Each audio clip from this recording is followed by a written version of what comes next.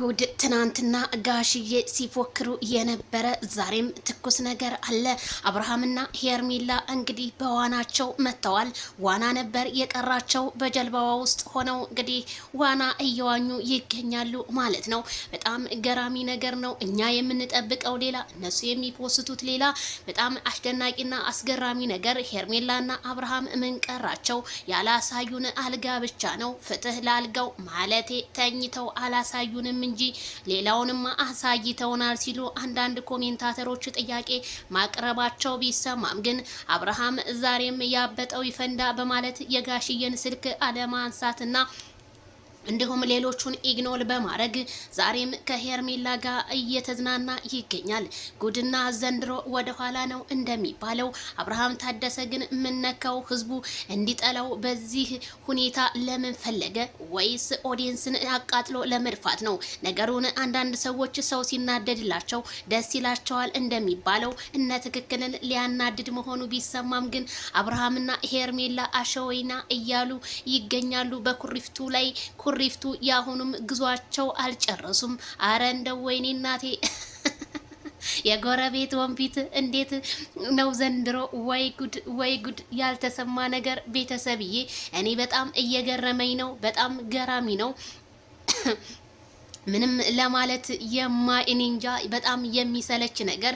በጣም ብዙ ሰው አሁን ላይማ በጣም ከብዷቸውና በጣም የሚናገሩትን ቃላት እያጠራቸው፣ ሩታ ለዚህ ነገር ሁሉ ተጠያቂ መሆን አለባት።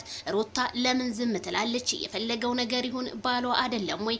እንደዚህ ተላልሶ ነገ ጧት ከሷ ጋር አብሮ ግንኙነት ሊያደርግ ነው ወይ? ሩታ የሆነ በሽታ እንዳይዛት እያሉ አንዳንድ ሰዎችም ቢኮምቱ ግን አብርሃም ያንን ኮመንት ይበላችሁ እኔም ልበለው ብሎ አብርሃም ነገሮቹን እያቀጣጠላቸው ይገኛል።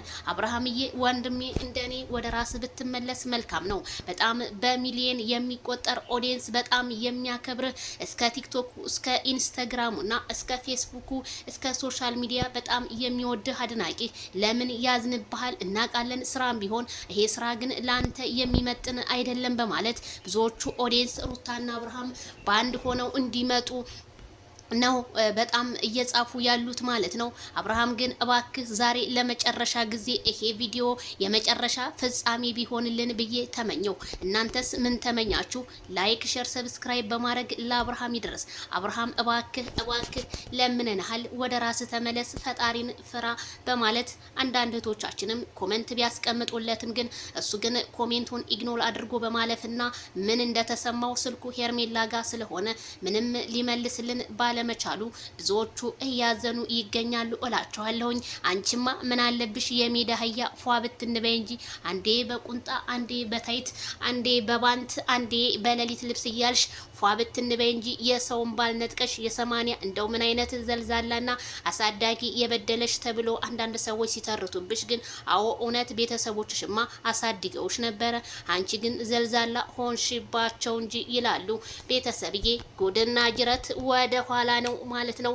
ላይክ ሸር ይድረስ ለነ አብርሃምና ለነ ሄርሜላ እላለሁ።